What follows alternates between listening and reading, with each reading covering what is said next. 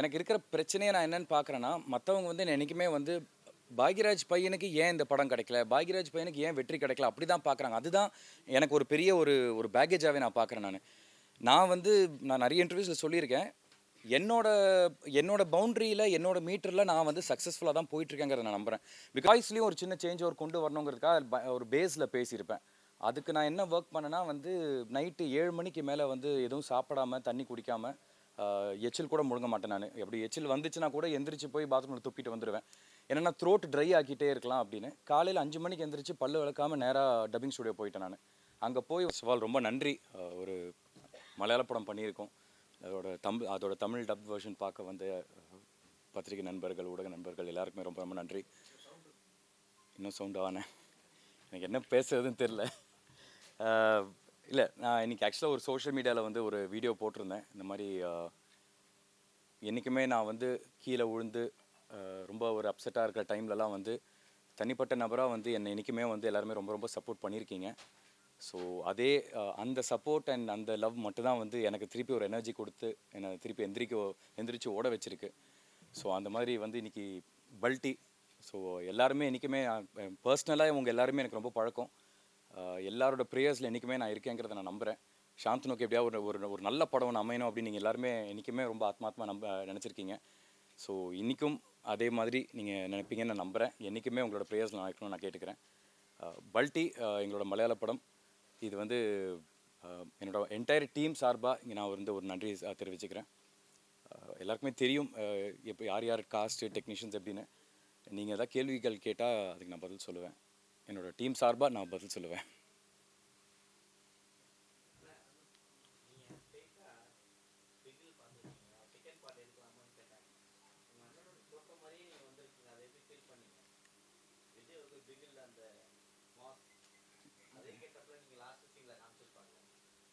அது இல்லை, ஐயோ அப்படிலாம் ஒன்றும் இல்லைங்க. அதுக்கு சம்மந்தமே இல்லை. கதையில் வந்து ஸ்கிரிப்டில் ஆரம்பத்தில் இருந்துச்சு. பிகாஸ் பேஸ் அதுதான் இருந்துச்சு. 2 ஃப்ரெண்ட்ஸு கடைசியில் வந்து 2 பேரும் வந்து ஆப்போசிட் ரைவல்ரி ஆகுறாங்க அப்படிங்கிறது ரைட்டிங்லேயே இருந்துச்சு. எதுவுமே நான் கேட்டு இவரை மாதிரி பண்ணணும் அவரை மாதிரி பண்ணணும் அப்படின்லாம் இல்லை. எனக்கு ரொம்ப சந்தோஷம். எனக்கு ஒரு நல்லபடியாக வந்து ஒரு கிளைமேக்ஸில் வந்து ஈக்குவலாக ஒரு பாயிண்டில் வந்து கதை அந்த இடத்துல வந்து நின்னது வந்து எனக்கு ரொம்ப சந்தோஷம்.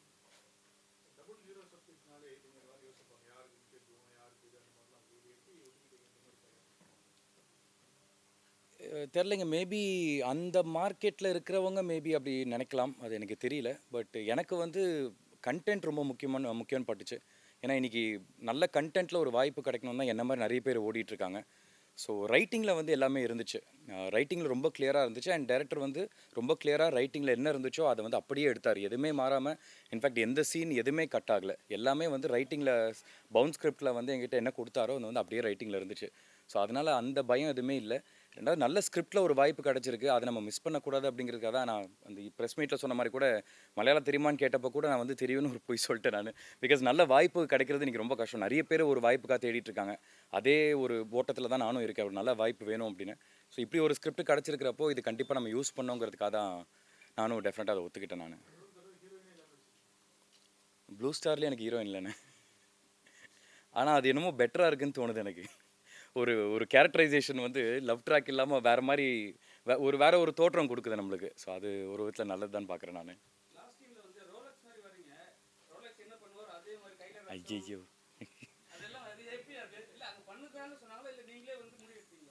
இல்லை, எது முடி வெட்டினதா? முடிவெடுத்ததா? இல்லைங்க. அது ஆரம்பத்துலேருந்து ஒரு விஷயம் பேசணும். என்னென்னா வந்து கிளைமேக்ஸில் வந்து அந்த ஒரு வருஷம் இவன் ஜெயிலுக்குள்ளே போயிட்டு வெளில வரான். வெளில வந்ததுக்கப்புறம் அவனோட தோற்றம் எல்லாமே மாறி இருக்கணும் அப்படின்னு. ஸோ அதுக்காக வந்து கடைசியாக வெயிட் பண்ணி எல்லா ஷூட்லாம் முடிஞ்சதுக்கப்புறம் உட்காந்து கேரவனில் உட்காந்து முடியெல்லாம் வெட்டி ஒரு ஒரு 5 நாள் கேப் இருந்துச்சு எனக்கு. அந்த 5 நாள் ஒரு பியர்ட் க்ரோத்னா ஆக்சுவலாக இன்னும் நல்ல பியர்ட் க்ரோத் எதிர்பார்த்தோம். பட் ஷூட்டிங் ஷெடியூல்ஸ் நம்ம என்றைக்குமே பிளான் பண்ண மாதிரி நடக்காது. ஸோ அதனால் பியர்டில் ரொம்ப டிஃப்ரென்ஸ் கொண்டு வர முடியல. முடியை மட்டும் வெட்டி அந்த ஒரு சேஞ்ச் ஓவர் கொண்டு வந்தோம். வாய்ஸ்லேயும் ஒரு சின்ன சேஞ்ச் ஓவர் கொண்டு வரணுங்கிறதுக்காக ஒரு பேஸில் பேசியிருப்பேன்.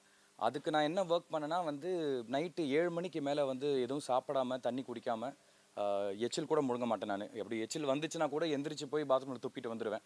என்னென்னா த்ரோட் ட்ரை ஆக்கிட்டே இருக்கலாம் அப்படின்னு. காலையில் 5 மணிக்கு எந்திரிச்சு பல்லு விளக்காமல் நேராக டப்பிங் ஸ்டுடியோ போயிட்டேன் நான். அங்கே போய் வந்து நம்ம யார்கிட்டையும் பேசவும் மாட்டோம் நைட்டு ஃபுல்லாக. காலையில் போய் பேசுகிற ஃபஸ்ட்டு வாய்ஸ் வந்து அந்த பயங்கர கிராக்டாக ஒரு பேஸோடு வரும்.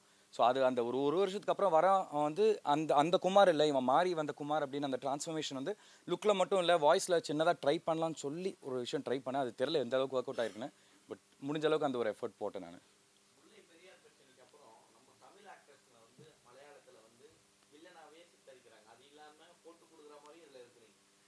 இது இதுக்கும் முல்லை பெரியாருக்கும் எந்த சம்மந்தமும் இல்லைண்ணா. இல்லை இதையும் அதையும் ஒன்றும் சம்மந்தப்படுத்த வேணாம். இல்லை அப்படின்னு இல்லை, இது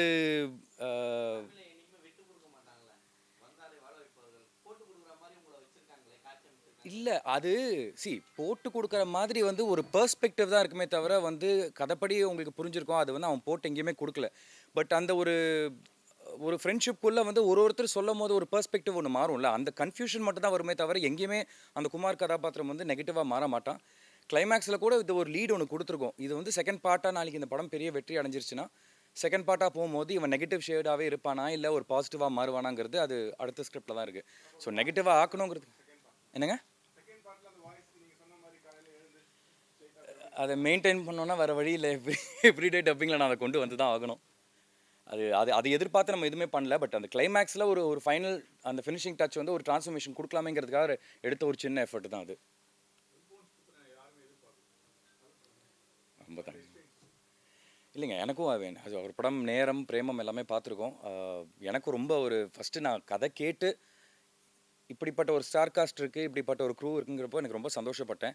தமிழில் எனக்கு செல்வா சாரோட ஒர்க் பண்ண ஒரு வாய்ப்பே கிடைக்கல. பட் அங்கே போய் ஒரு செல்வா சாரோ ஒரு அல்ஃபோன்ஸ் புத்திரன் சார் இந்த மாதிரி ஆட்களோட ஒர்க் பண்ணும்போது ரொம்ப சந்தோஷமாக இருந்துச்சு.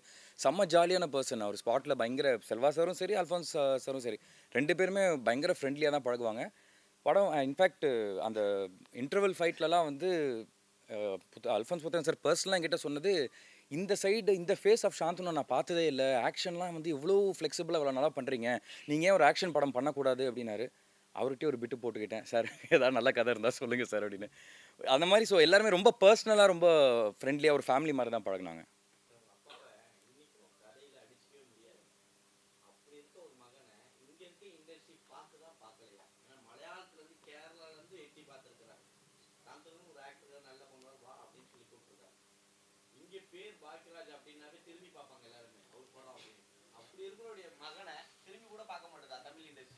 இல்லை சார், அதான் இங்கே பிரச்சனை என்னென்னா இங்கே வந்து இந்த வெற்றியோட பெர்ஸ்பெக்டிவ் ஒருத்தருக்கு மாறுதுங்க. இப்போது எனக்கு இருக்கிற பிரச்சனையை நான் என்னென்னு பார்க்குறேன்னா, மற்றவங்க வந்து என்றைக்குமே வந்து பாக்யராஜ் பையனுக்கு ஏன் இந்த படம் கிடைக்கல, பாக்யராஜ் பையனுக்கு ஏன் வெற்றி கிடைக்கல அப்படி தான் பார்க்குறாங்க. அதுதான் எனக்கு ஒரு பெரிய ஒரு ஒரு பேக்கேஜாகவே நான் பார்க்குறேன். நான் வந்து நான் நிறைய இன்டர்வியூஸில் சொல்லியிருக்கேன், என்னோட என்னோட பவுண்ட்ரியில் என்னோட மீட்டரில் நான் வந்து சக்ஸஸ்ஃபுல்லாக தான் போயிட்டுருக்கேங்கிறத நான் நம்புகிறேன். பிகாஸ் சாந்தனுங்கிற தனிப்பட்ட நபருக்கு வந்து எனக்கு கடைசியாக வந்து ஒரு தங்கம் ப்ளூ ஸ்டார்லேருந்து எனக்கு ஒரு டிரான்ஸ்ஃபர்மேஷனுக்கு அந்த கிடச்சதுலேருந்தே வந்து எல்லாமே நான் போட்ட எஃபர்ட்ஸ் என்னோட ஒர்க்னால மட்டும் தான் கிடச்சி நம்புகிறேன். எனக்கு மற்றவங்க வந்து சாந்தனு பாக்யராஜா பார்க்காம தனியாக சாந்தனுவாக பார்த்தாலே நான் ரொம்ப சந்தோஷப்படுவேன். பட் அது வேறு வழி இல்லை, அவர் அவ்வளோ பெரிய பேர் சம்பாதிச்சதுனால அந்த ஒரு பேக்கேஜ் ஒன்று வந்துட்டுருக்கு. இன்னொன்று என்னென்னா மேபி இன்றைக்கி வந்து தமிழ் சினிமாவோட ப்ரொடியூசர்ஸ் டைரக்டர்ஸையும் நம்ம தப்பு சொல்ல முடியாது. தமிழ் சினிமா பிஸ்னஸ் மார்க்கெட்னு அந்த ஒரு விஷயத்தை நோக்கி ஓடிட்டுருக்கு. ஸோ அதனால் அதை பின்தொடர்ந்து நம்மளும் அதை பின்னாடி ஓடுற ஒரு சூழ்நிலை வந்துக்கிட்டு இருக்கு. ஸோ டெஃபினட்டாக அந்த பிஸ்னஸ் அந்த மார்க்கெட் அந்த மாதிரி ஒரு விஷயங்கள்னால மேபி எனக்கு அந்த மாதிரி ஒரு பெரிய டைரக்டர்ஸோட ஒர்க் பண்ணுறதுக்கான ஒரு வாய்ப்பு கிடைக்காம இருக்கலாம். கண்டிப்பாக மற்றவங்களோட பெர்ஸ்பெக்டிவ்க்கான அந்த சக்ஸஸோட பெர்ஸ்பெக்டிவ் இருக்குல்ல, அந்த மார்க்கெட்டு அந்த ஃபேன் பேஸ் இதெல்லாம் அது வந்து எனக்கு ஒவ்வொரு படம் மூலியமாக எனக்கு வந்து அந்த மார்க்கெட்டை தொட்டுட்டேன்னா கண்டிப்பாக நீங்கள் எல்லோரும் எதிர்பார்க்குற அந்த மாதிரி ஒரு பெரிய படங்களோ இல்லை பெரிய டைரக்டர்ஸோ கண்டிப்பாக ஒர்க் பண்ணுவேன் நான்.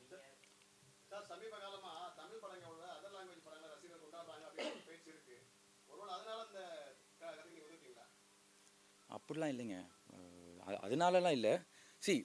எல்லாருமே நல்ல கண்டென்ட்டை தான் தேடி ஓடிட்டுருக்கோம். இப்போ நான் சொன்ன மாதிரி தான் இன்றைக்கி தமிழ் சினிமா வந்து நிறைய வந்து ரொம்ப ஒரு ஸ்மால் பர்சன்டேஜ் தான் வந்து இப்போ நம்ம நிறைய எக்ஸாம்பிள்ஸ் ரீசெண்டாக பார்த்துருக்கோம். டூரிஸ்ட் ஃபேமிலி மாதிரி படங்கள்லாம் வந்து கண்டென்ட்டுக்காக வந்து மெனக்கெட்டு அதுக்கான ஒரு ஒரு ஹிட்டு கிடைக்கிது நம்மளுக்கு. நிறைய வந்து இந்த பிஸ்னஸ் நோக்கி சினிமா ஓடுறதுனால, மார்க்கெட் நோக்கி ஓடுறதுனால அது பின்னாடி நிறைய பேர் நம்மளும் பின்தொடர்ந்து போகிறதுனால வந்து கண்டென்ட் எங்கேயோ மிஸ் ஆகுதுன்னு நான் ஃபீல் பண்ணுறேன். பட் டெஃபினட்டாக தமிழ் சினிமாவுக்கு வந்து அதாவது நம்ம வந்து அப்போலேருந்தே பண்ணி பார்த்துட்ருக்கோம். ஐ திங்க் முள்ளும் மலருமா அதை பேஸ் பண்ணதான் வந்து லப்பர் பந்துலேருந்து எல்லாமே அந்த ஈகோ அப்படிங்கிற ஒரு கிளாஷ் தான். ஸோ தமிழ் சினிமா வந்து அன்றைக்கே வந்து கண்டென்ட்டில் வந்து ரொம்ப ஸ்ட்ராங்காக கொடுத்துருக்காங்க. அதோட பேஸ் தான் நம்ம 80s அண்ட் 90s பார்க்குற தமிழ் சினிமா எல்லாமே அவ்வளோ கண்டென்ட் இருந்திருக்கு. இன்றைக்கி வந்து கொஞ்சம் நிறைய அந்த பிஸ்னஸ் பின்னாடி போகிறதுனால வந்து அந்த கண்டென்ட் கொஞ்சம் மேபி மிஸ் ஆகிற மாதிரி இருக்கலாம். பட் ஆனால் யாருமே வந்து மலையாள சினிமா நம்ம இன்றைக்கி பெருசாக பேசுகிறோன்னா தமிழ் சினிமா வந்து குறைஞ்சதெல்லாம் இல்லை. இங்கே தான் வந்து நம்ம ஆரம்பத்தில் வந்து பயங்கரமாக கண்டென்ட்டுக்கு வந்து முக்கியத்துவம் கொடுத்து அவ்வளோ பெரிய பெரிய ஹிட் படங்கள் நம்ம எல்லாருக்குமே தெரியும். ஸோ டெஃபினட்டாக ஒவ்வொரு காலம் மாறும்ல. ஒவ்வொரு இண்டஸ்ட்ரியும் வந்து ஒரு நேரத்தில் வந்து இப்போ ஒரு டைமில் வந்து பாலிவுட் ரொம்ப பெருசாக பேசப்பட்டுச்சு. இப்போது பாலிவுட் வந்து கொஞ்சம் லைட்டாக தள்ளாடுதுன்னு ஐ மீன் மார்க்கெட் வைஸாக நிறைய பேர் ஃபீல் பண்ணுறாங்க. பட்ஜெட்ஸ்லாம் ரொம்ப பெருசானதுனால.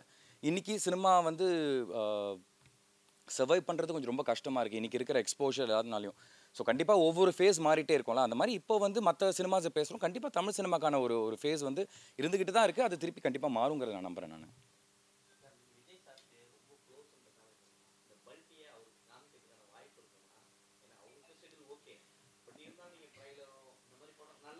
ஆமாம். இல்லை நான் என்னோட கிளிம்ஸு இப்போ ட்ரெய்லர்லாம் அதெல்லாம் அமிச்சேன். அதெல்லாம் ரொம்ப பாராட்டினார். அப்புறம் ப்ளூ ஸ்டாருக்கு எனக்கு வந்து சிறந்த நடிகருக்கான விருது கனடா ஃபிலிம் ஃபெஸ்டிவல் கொடுத்தாங்க. அதை அமிச்சப்போ கூட வந்து வாவ்டா அப்படின்லாம் சொல்லி ரிப்ளைலாம் பண்ணார். ஸோ ஒர்க்கை ஃபாலோ பண்ணிட்டு தான் இருக்கார். கண்டிப்பாக அவர்கிட்ட கேட்பேன். பட் அவரோட பொலிட்டிக்கல் ஸ்கெடியூலில் இப்போது பயங்கர பிஸியாக இருக்கார். படம் பார்க்கறதுக்கான ஒரு வாய்ப்பு கிடைச்சா கண்டிப்பாக பார்ப்பார். அண்ட் எனக்கும் அது ரொம்ப சந்தோஷமாக இருக்கும். ஐயா முதல்ல சினிமாவில் ஜெயிச்சிடுறேன் ஐயா. அதுக்கப்புறம் அடுத்தடுத்தெல்லாம் பார்க்கலாம்.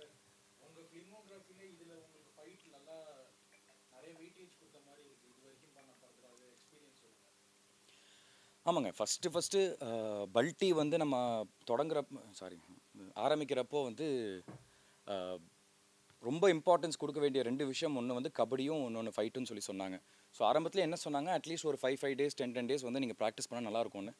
ஸோ எனக்கு என்றைக்குமே ஒரு பழக்கம் என்னென்னா வந்து எந்த ஒரு வாய்ப்பு கிடைச்சாலும் அதுக்கு வந்து ஒரு 100% எஃபர்ட் போடணும் அப்படின்னு. ஸோ அதனால் நான் வந்து அக்டோபரில் வந்து அந்த ஆன்லைன் டியூஷன் ஆரம்பித்தேன். நவம்பரில் அங்கே கேரளா சைடில் போய் செட்டில் ஆனது தான். கம்ப்ளீட்டாக ஒரு 20 நாள் 25 நாள் வந்து ஸ்டண்ட் ட்ரைனிங் பண்ணோம். ஒரு 20 நாள் வந்து எவ்ரிடே 6 ஹவர்ஸ் கபடி ட்ரைனிங் பண்ணோம்.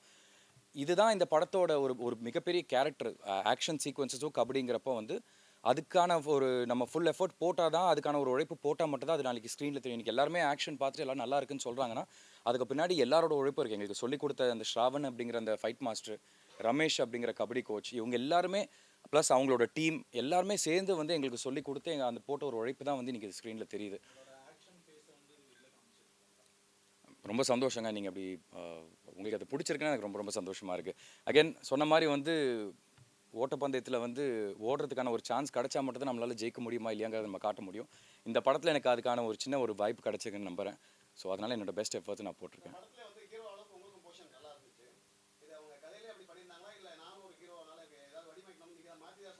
இல்லைங்க, சொன்ன மாதிரி ஸ்கிரிப்ட்லேயே வந்து பேசிக்காகவே வந்து அந்த அந்த வெயிட்டேஜ் இருந்துச்சு. அண்ட் எனக்கு நல்லா தெரிஞ்சது ஃபர்ஸ்ட் ஹாஃபோட செகண்ட் ஹாஃபில் வந்து இந்த குமாருங்கிற கதாபாத்திரத்தோட கிராஃப் மாறும். ஸோ அதனால் வந்து எங்கே இப்போ எப்படி ஒரு தங்கமில் வந்து கம்ப்ளீட்டாக பிகினிங்லேருந்து எண்டு வரைக்கும் காளிதாஸ் அவருக்கு ஒரு பெரிய ஸ்கோப் இருந்துச்சு. எனக்கு நான் வந்து கம்ப்ளீட்டாக சட்டிலாக ப்ளே பண்ண வேண்டிய ஒரு சூழ்நிலை இருந்துச்சு. பட் கிளைமேக்ஸில் அந்த அப்பா கிட்ட வந்து பேசுகிறப்போ அந்த கதாபாத்திரத்துக்கு ஒரு கிராஃப் ஏறும். ஸோ என்றைக்குமே ஆஸ் அன் ஆக்டராக நான் பிலீவ் பண்ணுறேன், உனக்கான சான்ஸ் வரும்போது மட்டும் அங்கே ஸ்கோர் பண்ண ட்ரை பண்ணணும். ஸோ மற்ற இடத்துல எங்கேயுமே நான் எதுவுமே கேட்டுக்கல. ஸ்கிரிப்டில் ரைட்டிங்கில் ரொம்ப கிளியராக எல்லாமே இருந்துச்சு. ஸோ அதனால் நான் ஒரே ஒரு விஷயம் தான் கேட்டுக்கிட்டேன், நீங்கள் ஸ்கிரிப்டில் என்ன இருக்கோ அதை மட்டும் நீங்கள் எடுப்பேன்னு ப்ராமிஸ் பண்ணுங்கன்னு சொன்னேன். அது டெஃபினட்டாக பண்ணி தருவேன்னு சொன்னார். அதே மாதிரி தான் பண்ணி கொடுத்துருக்காரு எனக்கு.